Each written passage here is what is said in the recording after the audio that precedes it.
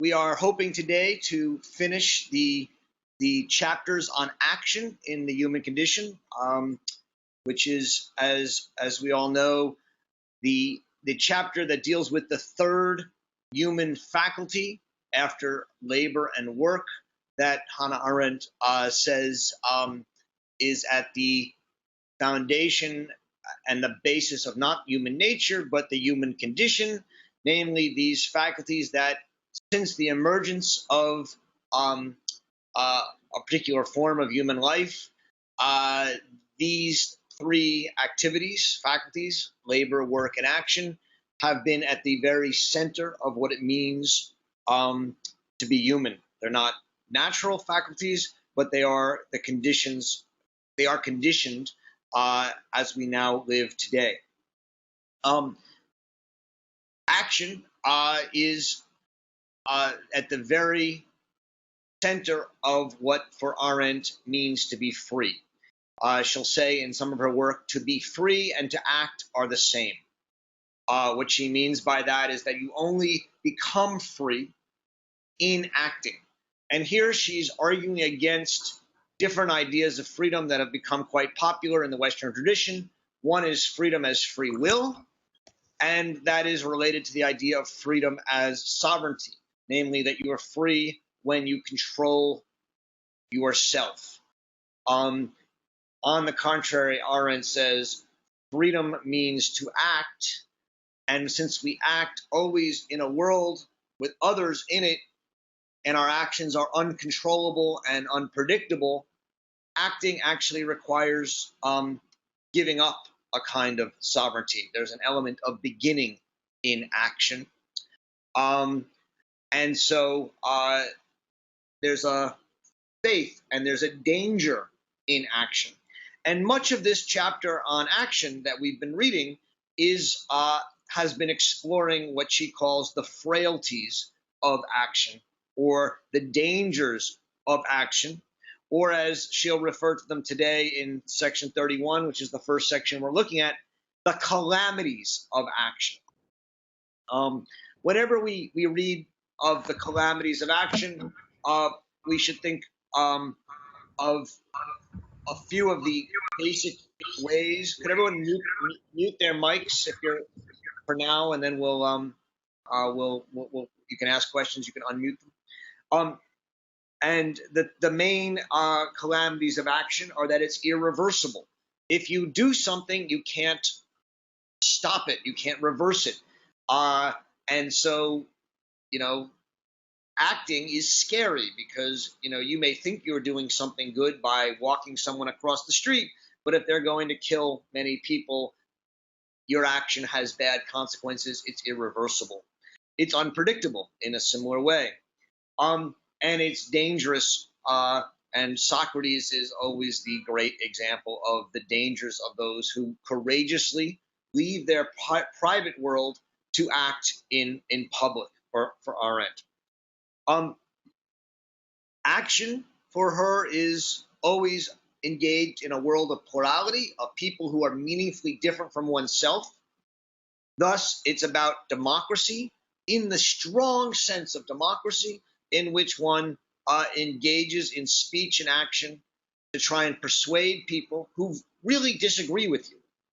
And this is the calamities of action that Arendt says in this chapter 31, the tradition of substitution, of making for acting, that has led political thinkers from the time of Plato and Aristotle to the present to seek to limit or do away with action. Action is dangerous. Why is action dangerous? Because it leads to people doing things that will upset others, that will sometimes be irrational, sometimes be opinionated, and will often lead to political chaos and difficulty. And so Plato says we need to replace action, limit action, do away with action. He was possessed, she says, of the earnest desire to substitute the rule by the few who know by the actions of the many who don't know. And so he makes a distinction between those who know and those who don't know. And for Arendt, this Platonic distinction, this imagination of the idea of a philosopher king, of a ruler governed by knowledge, of a ruler dominated by cognition. She says that Plato treats politics as solvable problems of cognition. And you can see that idea traceable from Plato to the present. In the present, we see it in the work of people like Jürgen Habermas, who want to create a rational speech situation. But we also see it just in everyday politics with the rise of technocracy, with the rise of bureaucracy, with the rise of the idea that we have a government by experts, a government by bureaus, in which citizens are told, elect us, vote for us, fine, but let us govern. And you go and concern yourselves with the private life. And so this is what she means by the substitution of action, where everybody is engaged in a messy, plural, political, democratic process, to an idea of politics as making, or on the model of craftsmanship, in which we elect a ruler who simply will rule, will tell us what to do, and will find the technocratic, cognitive-based expert solution to our problems. Ultimately, this means that politics is reduced to a means and relationship. We want to achieve certain ends, namely security, stability, wealth, etc. And we say that the politicians are those who figured out the best means to do so. The problem with this is that once you degrade politics and make politics less about action into simply a means and relationship, who is to decide upon the ends? And from Arendt's point of view, what we've learned in the last century is simply that once you turn politics into a means and relationship and imagine rulership as simply the technical ability to achieve ends through means, all means are possible. And that as much as we want to limit means, we cannot do so. So this is what she's discussing at the end of this section on page 229 of your book. She says, about 10 lines down, 12 lines down, we are perhaps the first generation which has become fully aware of the murderous consequences inherent in a line of thought that forces one to admit that all means, provided they are efficient, are permissible and justified to pursue something defined as an end. However, in order to escape these beaten paths of thought, it is not enough to add some qualifications, such as that not all means are permissible, or that under certain circumstances, means may be more important than ends. These qualifications, she says, take for granted a morality that doesn't exist, or they can easily be overpowered by the very language and analogies they use. In fact, they are never convincing, she says near the bottom of that paragraph. As long as we believe that we deal with ends and means in the political realm, we shall not be able to prevent anybody's using all means to pursue recognized ends. This is the danger she sees inherent in this substitution of means for ends. There's also some interesting other ideas in this chapter. The idea of utopia, the modern dream of utopia, she says, is itself a product of the substitution of making for action, namely of craftsmanship for action. We want to craft the perfect political system. Well, let me stop there and let me see if you guys have some comments or questions so far um, about what we're reading. Happy to address them or hear them. So you're welcome to speak as well, but I also can read them. And I see a question from John Bevan. Can Arendt's ideal of action in politics function in a nation as vast and varied as ours? I see it working in my town meetings, but not so much in Washington. So I think that's an excellent question, and it's one that our conference last year, in many ways, was about on the American idea. For Arendt, the American idea and what makes America different and special at the time that it was founded in its constitutional format was precisely that she says America developed a new type of power, a power, John, in which what you saw was a federal government, state governments, county governments, local governments, town meetings, but also civic organizations and nonprofits, all of which mobilized citizens, gathered them together into a public space, and thus the space of appearances, and thus all of which had political power. And she says the great innovation of American politics is that there was no one sovereign. The national government wasn't strong enough to control all the states, local governments. The local governments were balanced by the national government. The legislature was balanced by the judiciary, et cetera. It's not just balance of powers, right? It's not just Montesquieu. It's the multiplication of powers and the idea that you are safer and actually more protected from tyranny by a radical multiplication of powers than by a limitation through a constitution or laws or sovereignty. There's of course dangers in her idea of power, right? Which is that in the local governments there can be tyranny, there can be small tyrannies, and what you've seen in the 1920s through now is an increasing intolerance of local power that we find does things that we consider to be unjust, whether it's racial or sexual or gendered or religious.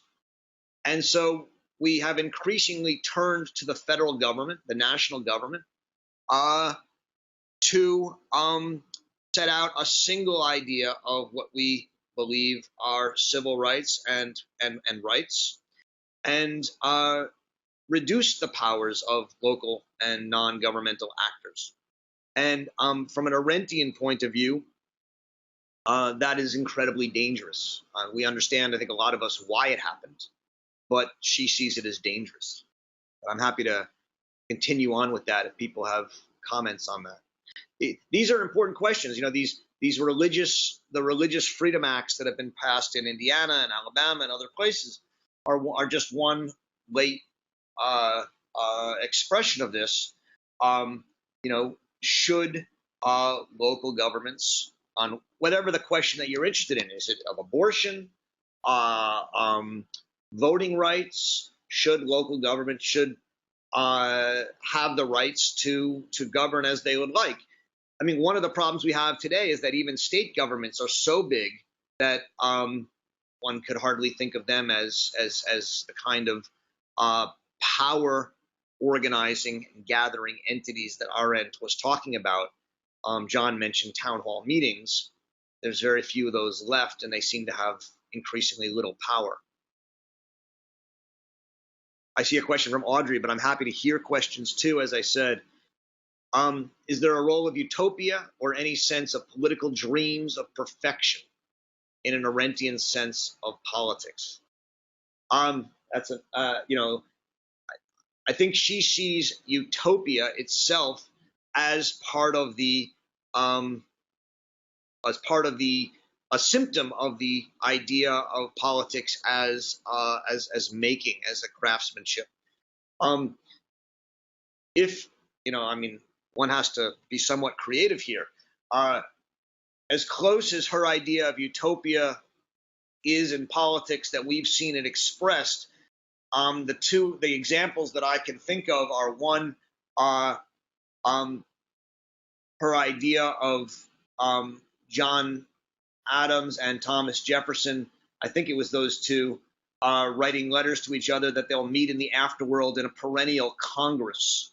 And then her worship of sort of the Hungarian revolutionary councils and meetings that happened in 1950s in Hungary. It's sort of the messy talking societies and perennial existence in a public Congress that I think is as close to a utopia as Arendt finds.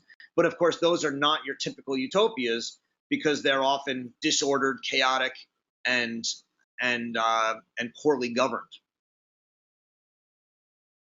Bob asks, without federal intervention, Jim Crow laws never would have been superseded, or says. I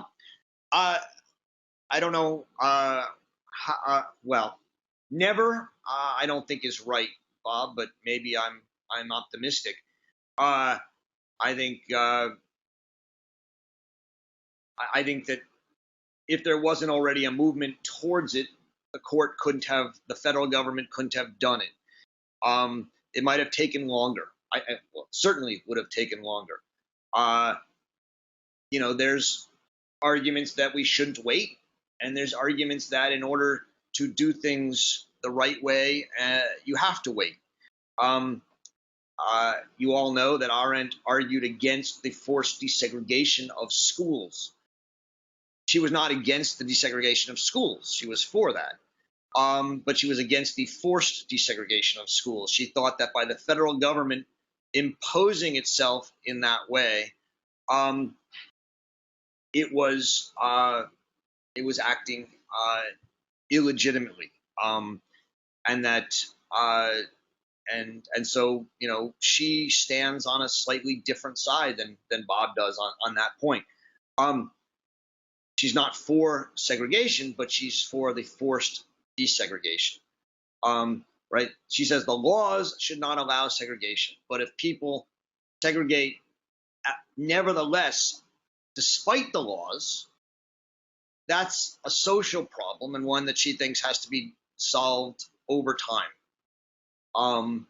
And she's much more willing to allow for freedom, even when freedom leads to a perceived injustice. Now, by the way, we read last week, right, about the power of injustice for her, right? On page 219, we read about the labor movement. This is in section 30, but we talked about it last week. And she says the reason the labor movement was so important, and I think you could put the civil rights movement here in many regards, was not because it sought to protect the laboring activity or even money for laborers, but because it was motivated by the injustices and hypocrisies of class society. I think you could say the same thing about the civil rights movement for Arendt. The reason the civil rights movement was so important and so effective is it was motivated by the injustices and hypocrisies of race society, of a racially biased society and based society.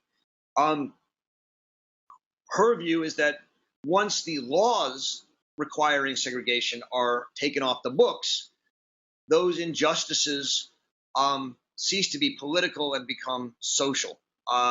And that the federal political imposition of social remedies on people, even in the name of justice, is a kind of tyranny.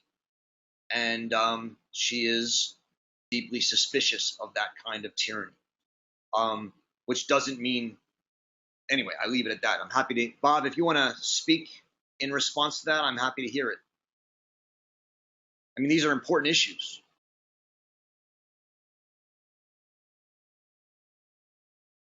Can you hear me?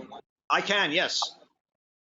Well, yeah, it would be a tyranny on certain people, but without the federal authority, the tyranny on other people, which, in some kind of John Mill calculus, I think we would agree was greater. Uh, I think I think many of us would agree on the calculus. There's no doubt about that. She worries about the precedent, right? Which is, well, once you make that calculus and you intervene for good reasons, right? What do? You disempower local people from feeling they have control over their lives, and you increasingly empower the people in the center, the sovereigns, who know better. And so sometimes that will be for good. She says it's an earnest desire to substitute the messy and often unjust rule of the many, to substitute that with the rule of the few, which is often more just. There are many benevolent tyrants. I mean, she talks about them in this chapter. There are many tyrants that we would all like. And there's a lot of advantages to living under tyranny when you have a benevolent tyrant.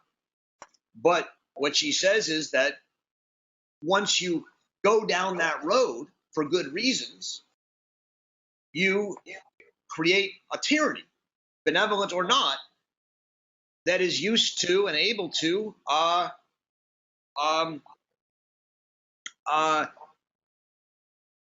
make decisions without the great participation of the people, and can eventually pursue ends through means that many of us don't like.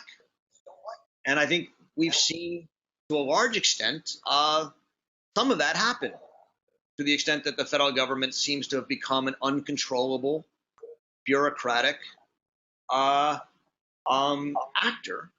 that often takes very little heed of local and other views.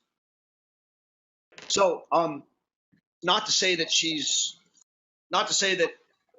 what you're saying is wrong. Those actions may have been necessary, certainly at that time, to remedy an injustice. Her view would be that it should be done more democratically. And of course, that means there will be people who suffer for longer in that view. But she thinks that from a political view, we need to protect the idea of action and resist the drive towards making and craftsmanship. Yeah. Are there any other comments on this? I know these are controversial issues. Arendt never shies away from the most controversial themes, and she often, because she thinks so fundamentally and principled, what she says is often very disturbing to people. I don't think it's meant in any way in a racial way or in a way of supporting injustice, but I think she's making us think about the consequences of the way we go about remedying injustice and pursuing it. Are there other questions? So the next chapter on the process character of action is, I don't know how many of you found it difficult. It's an important chapter. We'll talk a lot more about process and processes in the next chapter, the Vida Activa in the Modern Age, in sections 36 through 40. And a lot of this may not make so much sense until we get there. But basically, what she's saying here is that to the extent that we seek to eliminate political action through its frailties, right? To the extent that we have in the United States and around the world increasingly abandoned action and democracy in the name of a kind of fabricating and craftsmanship and expert-driven politics, two things have happened. One is, on an individual level, we've set more of our self-worth in how we do in the private world as opposed to our public activities. And secondly, to the extent we continue to act, we act less politically and more through science, and that the great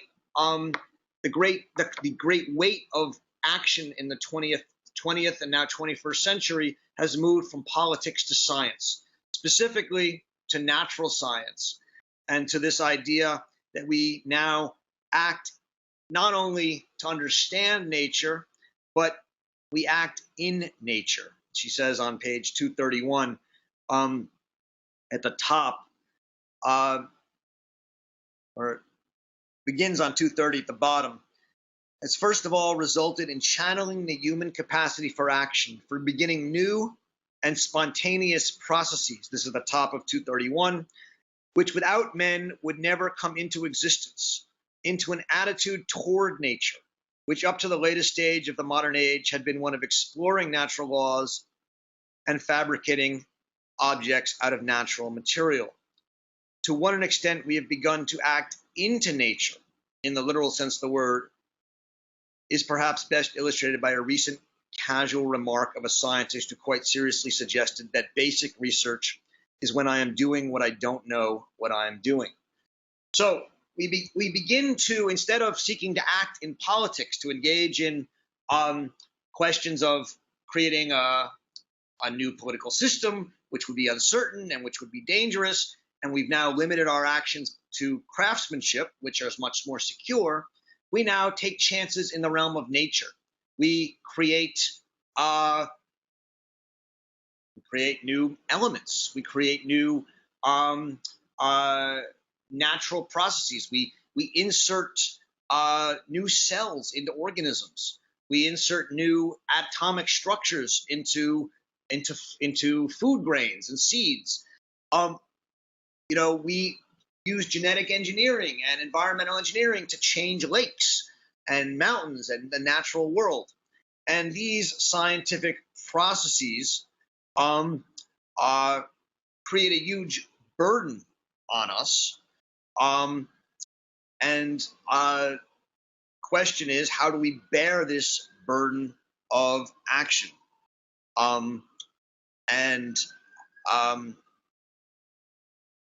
This becomes, again, the question that she raises over and over again in this chapter.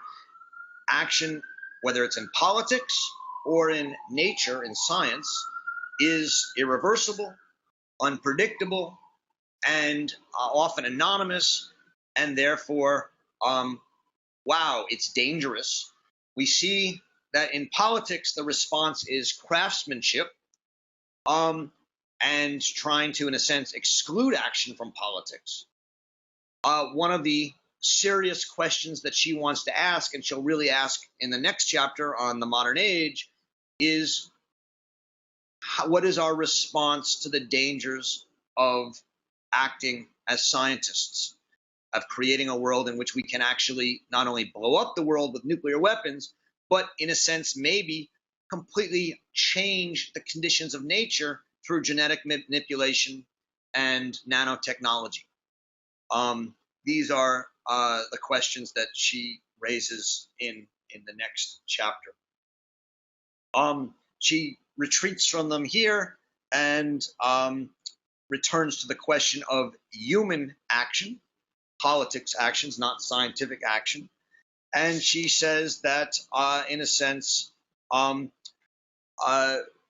we need to think about how to bear the burdens of action. One answer is to not act, simply to retreat from the public world and let one sovereign rule, right? Another is stoicism, where we enslave ourselves to a kind of moral regimen. And another is Epicureanism, where we allow the illusion of happiness to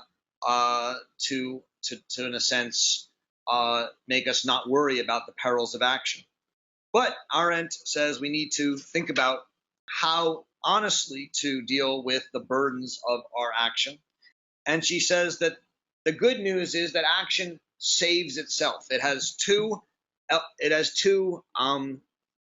faculties within it, powers within it, that allow us to, in a sense, save ourselves from the burdens of action, and thus to continue to act despite these calamities and frailties of action. And one of those is the power to forgive, and the other is the power to make promises. Are there any questions at this point, or should I go on to forgiveness?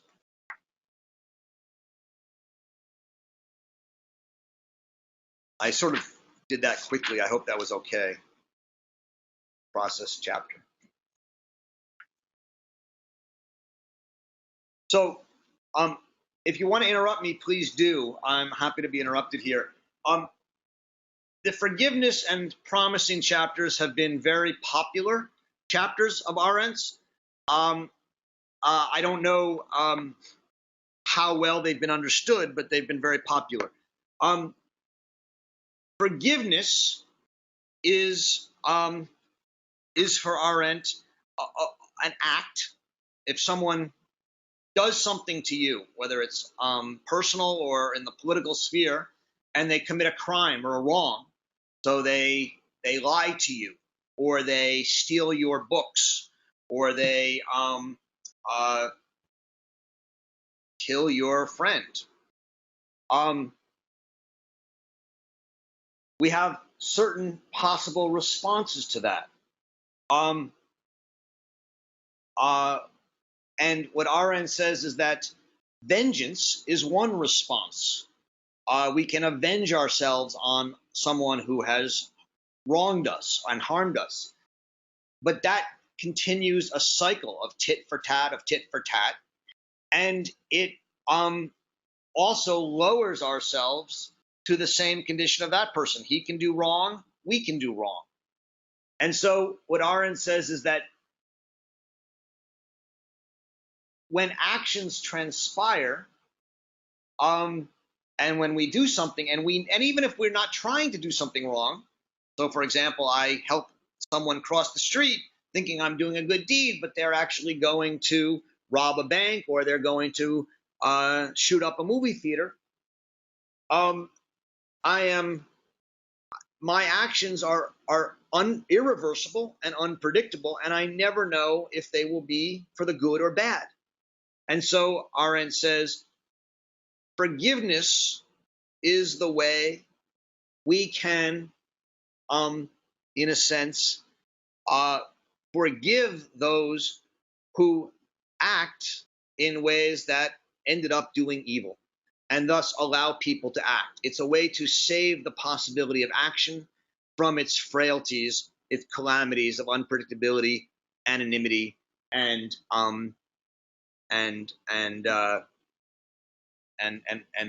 its boundlessness, its inability, its irreversibility. I want to take a quick look at actually the quotation that she uses to understand forgiveness. It's on page 239 to 240. She takes it from Luke 17 in the Bible, and she says at the bottom of 239, the reason for the insistence on a duty to forgive is clearly, for they know not what they do. And it does not apply to the extremity of crime and willed evil. For then it would not be necessary to teach. And if he trespass against thee 7 times a day, and 7 times a day in a day turn again to thee, saying, I repent, thou shalt forgive him. So there's a couple of important aspects of this quote and her comments on it that I just want to highlight here. The reason that we have a duty to forgive, to the extent we do, is that men do not know what they do. This comes down to the idea of unpredictability and boundlessness. We simply don't know what our acts will lead to. And thus, we forgive those who have done acts that have led to evil because they often didn't know that it would be evil. But what about people who willed evil, who are criminals? Well, she says we don't have a duty to forgive them because they knew what they were doing, or at least they were trying to do evil. And this footnote 78 is actually a very important footnote, and I want to point out something in it. What she says is that the word for forgiveness in Luke 17, thou shalt forgive him, is the Greek aphinai, which actually doesn't mean to forgive. It means to dismiss or release. And so what she's saying is that when we forgive someone, what we're actually doing is releasing them from the responsibility for having done something wrong when they have repented. And she says, they say to thee, I repent. But she says the word for repent is metanoien, which actually means to change one's mind. So if you actually read the sentence from Luke in her translation, which she gives you at the bottom of the footnote, it is, and if he trespass against thee and turn again to thee, saying, I changed my mind, thou shalt release him. And this is really important because it's been misunderstood quite aggressively in scholarship about Arendt. She's not actually talking about forgiving criminals. She's talking about releasing those who act in such a ways that their acts lead to evil, and then they change their mind. They admit they were wrong. They repent. And so forgiveness is really for her, as she's understanding it, a kind of judgment to say, even though what this person did leads to crimes and leads to wrongs, I judge that they didn't want that to happen. Or if they wanted it to happen, they've changed their mind, and I'm willing to release them from their obligation. It's what she will call reconciliation in some of her other writings. And the result of that is that forgiveness or reconciliation can only attach itself to actions that are not willed evil, or if they are willed evil, in which there's a sincere change of heart or repentance.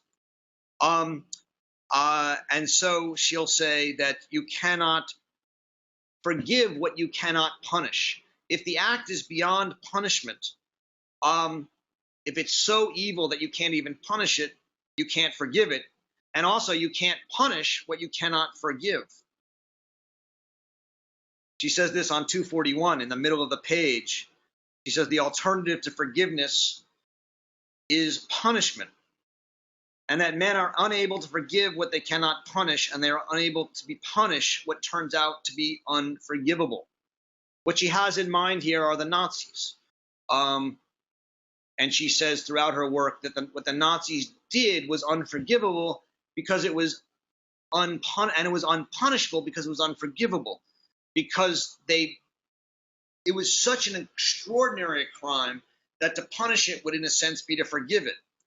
And so the only thing that you can do when be confronted with an unpunishable and unforgivable crime, she says, and she says this on 241 at the bottom of that paragraph, is to say with Jesus, it were better for him that a millstone were hanged about his neck and he cast into the sea. For those who are truly unrepentant, willful criminals who do things that are beyond even punishment, all we can do is throw them into the sea and drown them or hang them. And by the way, this is the judgment she makes on Adolf Eichmann at the end of her book on Eichmann, where she says, you don't deserve to be on the earth. We can't punish you. All we can do is erase you from the earth. And when she says that, writing in 1963, she's speaking here about Jesus and the millstone. Let me stop for a moment and see. So the basic point is that forgiveness is here in the section on action because it is only the human capacity to forgive others that allows us to act, whether politically or scientifically, to do things that we know may create evil. We may try and develop a bomb that helps us win the war, but it may lead to dropping nuclear weapons. And we may, want to create genetic manipulation to feed the world, but it may lead to kind of monster crops that can poison large numbers of people. We don't know. And she says we have to be willing to forgive, release people from responsibility for their actions in order for people to act in any way. And that's what the chapter on forgiveness is doing here at the end of the book, end of the section on action. This has been some of her most popular work, the stuff, the comments on forgiveness. So I'm hoping that there's some comments or thoughts on it.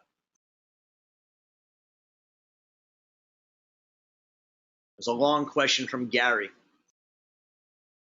Roger, on the forgiveness topic, this seems to me to make us think of the truth inquiries in South Africa after the end of apartheid. However, I have a question for you that actually goes back to the previous section. I have developed what I think of as a two worlds hypothesis. The world upon which we ultimately depend is the natural world. The political world is the world we create with the natural world. And that is the world we most immediately inhabit. Is Arendt's thought consistent with this idea? And is she warning us against trying to move our action into the arena of the natural world? My Two Worlds blog is gapatton.net.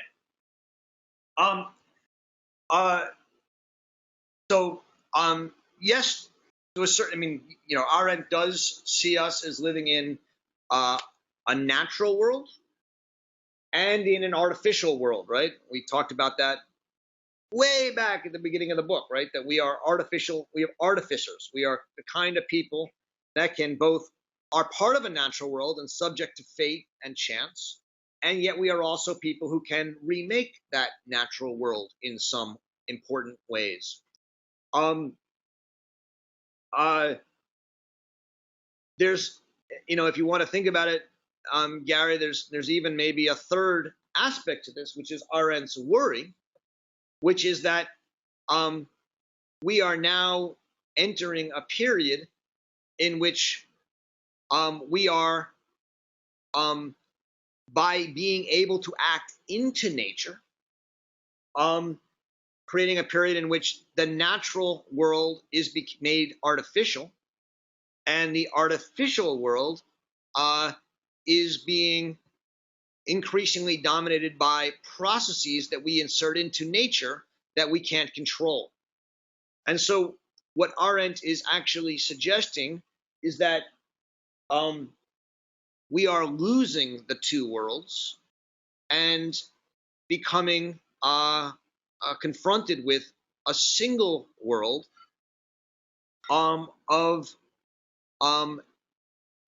processes that are made by man, so thus not natural, but inserted into nature such that we are subject to them at a level that we often have a very hard time controlling. A corollary to this in her work is the rise of the social, which erases the distinction between both the public and the private. So what she's seeing in the modern era on both these levels, on both the public and private worlds and on the natural and the artificial worlds, is the eradication of once taken for granted distinctions and differences. And since on the question of the artificial world was where we could collectively engage in projects of human freedom to make the world and to create a kind of immortality, the loss of that world and its increasing interweaving into the world of natural processes is an attack on human freedom. Yeah. Is that, John, Garey, you want to respond verbally or?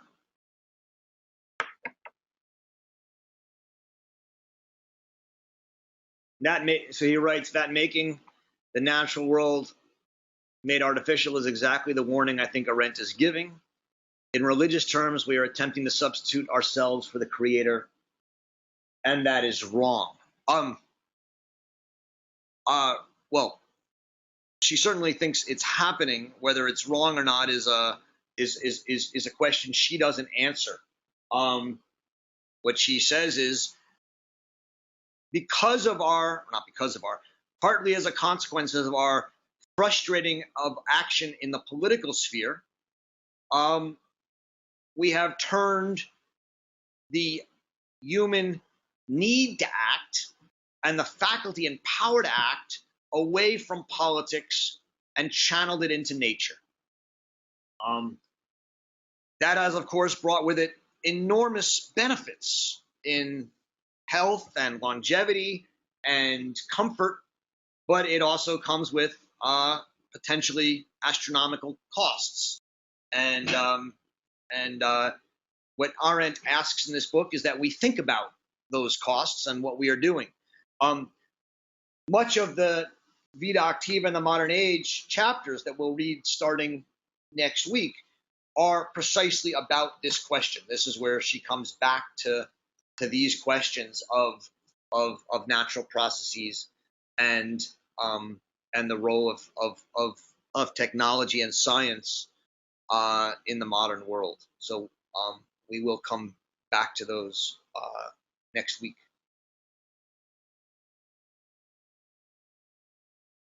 Are there any questions about forgiveness? Hey, Roger, I'd like to ask a question. Hi.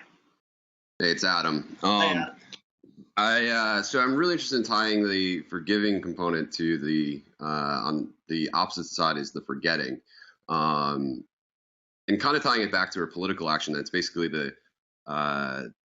greatest punishment we could ever give is to actually forget someone, and the greatest thing we could ever attain is political action, which creates a world that lives beyond us. And according to the Jesus component, is the C, which is the ultimate erasure of something, which is somewhere it's very hard to build a natural life. The sea erases everything. So in Moby Dick, like wives, oh, sorry, I can't hear you, Roger.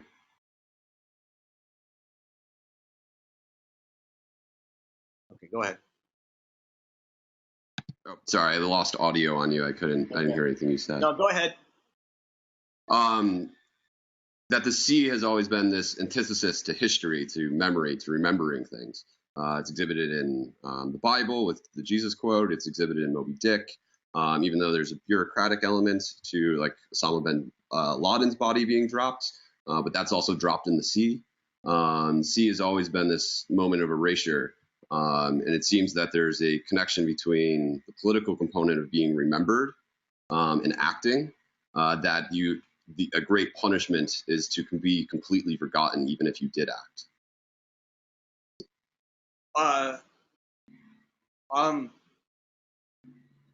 Well, certainly being forgotten and being erased from memory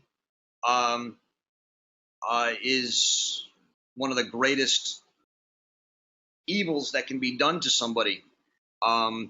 Since we all know we're going to die, what we have is the hope that we will be remembered, that we will have left a mark in the world, whether it's with our friends and family or more politically.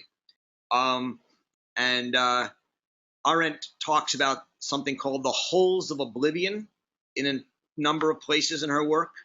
The idea is that she originally hypothesizes that the concentration camps were like holes of oblivion, where people put in them were, in a sense, erased from the world.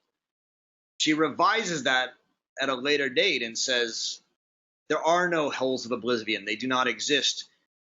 No matter what, there will always be someone to tell a story. There will always be some way that the story of somebody gets out, unless we, in a sense, destroy the world. And that's her hope. I don't know if she's absolutely right about it, but she was, I think, amazed at the way that the stories of even the concentration camps, which are as close as we've gotten to artificial holes of oblivion, we're told, and how much of an impact they had in the world.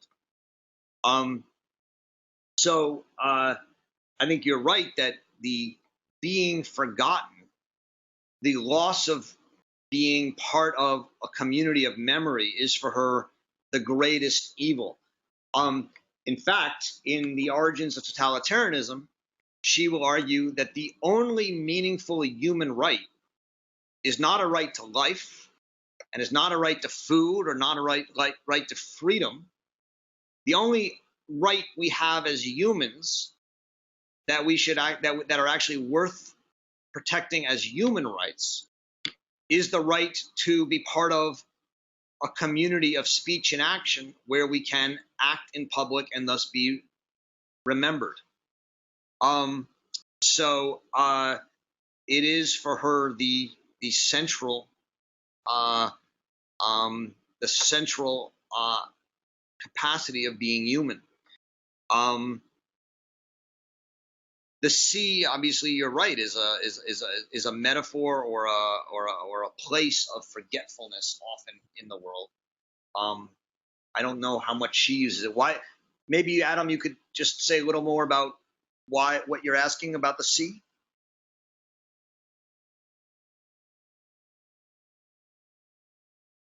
Are you still there, Adam? Or did you go away? Can you hear me now? Yeah. There we go. I only bring up the sea because she brings up the Jesus quote, which refers to the sea. And I'm just saying it's not just Jesus, and it's not just Hannah Arendt that takes this view in forgetfulness. There's a connection with Moby Dick, and then bring it into our own political world of maybe away from Hannah Arendt's actions with the Nazis, but say Osama bin Laden, who was also dropped into the sea.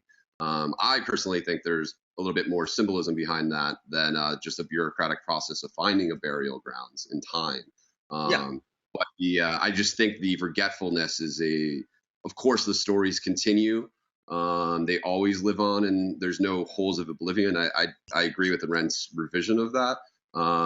But the story changes and diminishes, and what's promoted and grows has been the Jewish story from that original place she thought was the oblivion. And unfortunately, in some regards, and also great in other things, many people that I speak to in my age group and the millennials don't know who Adolf Eichmann was. They don't know that name. They don't know him. They don't know his actions. They don't know the role in it. I mean, that part of that story has been lost. And for me, that is the greatest punishment, and is a very interesting part of the political world, is the action is remembering politics and the glory of that, and what living for something beyond yourself, for a world you could create. And the reverse of that is on the punishment side, which is still tied to an action, is to remove their story as much as you can or diminish it. I think that's right, and I think it's a good reading of the quote, the Jesus quote, that millstone and cast into the sea.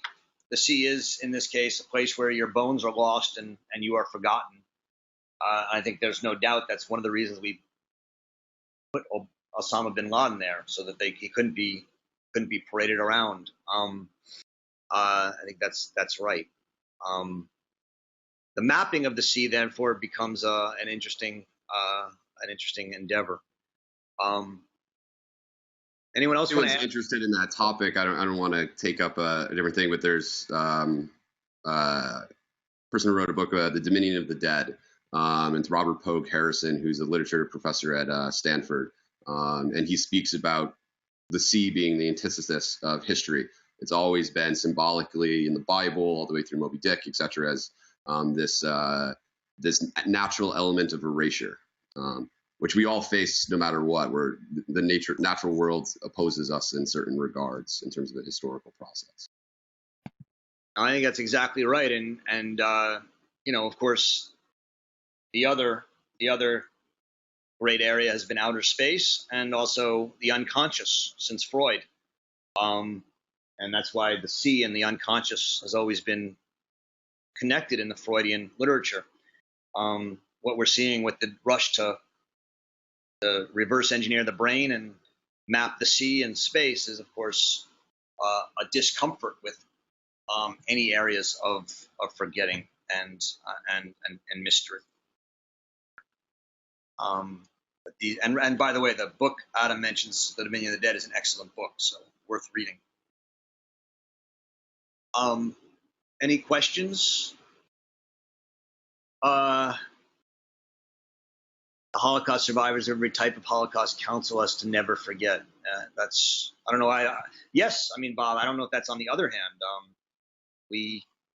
There's a deep desire to not forget.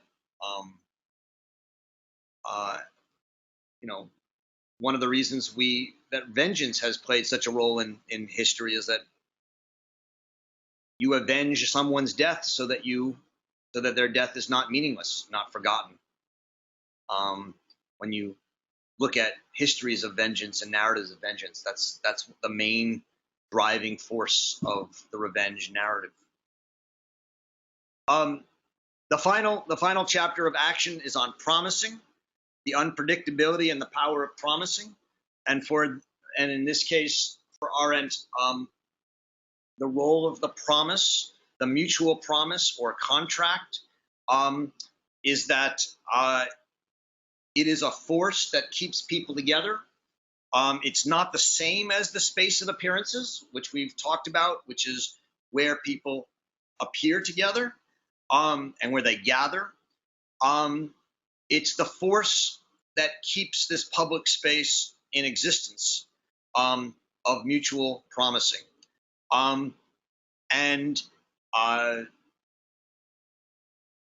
in a world in which there's unpredictability and irreversibility, and we don't know if we can achieve what we want to achieve, we would, of course, be excused if we simply gave up and left the public realm, left politics, and retreated to our private lives. And Arendt says that the power of promising, of mutual promising, creates what she calls islands of predictability and guideposts of reliability. This is on 244, near the bottom. And these isolated islands of certainty allow us, amidst the unpredictability of action, to nevertheless have faith and that our actions will actually sometimes hit their mark. And that is the second great active faculty of action that saves action from its frailties and calamities: forgiveness and promising. Any final thoughts or questions? I'm happy to hear people's reactions or thoughts to this. Now that many of you have been reading this book for a while, I'm hoping some of it's starting to make sense and you have some responses or thoughts in relation to it. But I understand it's difficult, and people may not want to respond right now.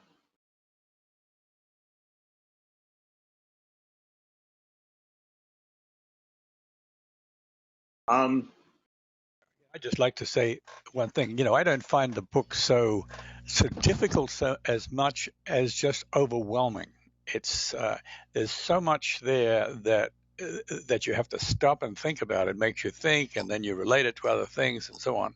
It's just amazing to me, just from that point of view, just from the incredible richness of what of her thought and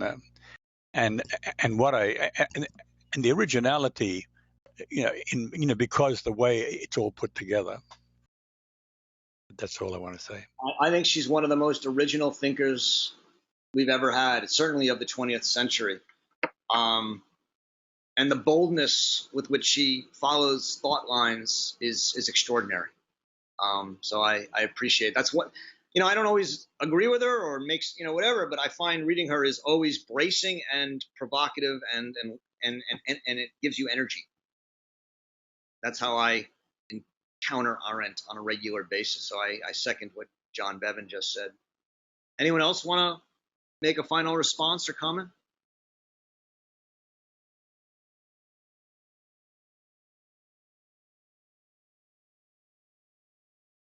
So we're at 12. We will continue on. I'm going to be traveling a bit in August. I assume some of you as well. We'll try and find another time to do this, and I hope it's one that's mutually convenient. But and we're going to hopefully get through this book. I know it's been long. Some of you have been with us from the beginning, and I really appreciate that. But we'll get there. And just so you know, I am actively thinking about new models for this reading group as we get closer to the end, trying to make it a little more interactive, trying to come up with new ideas. And if any of you are interested and have ideas, please do send me an email or David Bisson an email and share those ideas with us. Because as we get closer to the end of this book, we want to think about how to continue the reading group and make it more exciting and appealing for those of you doing it. Thank you very much. I wish you a very good weekend, and we'll see you soon. Bye-bye.